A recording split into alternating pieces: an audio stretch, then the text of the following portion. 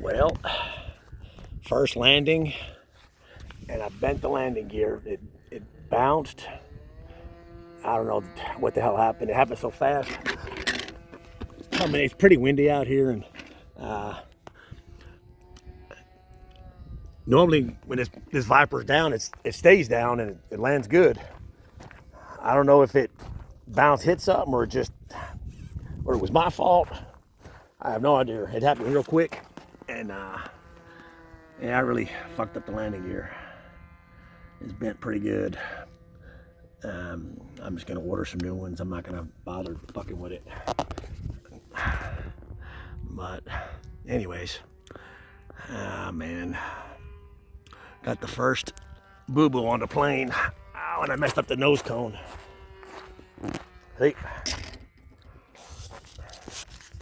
It bent it.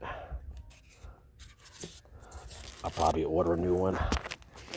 Can't have that shit looking in the front of the plane looking like that. But anyways, all right. Where the hell's my...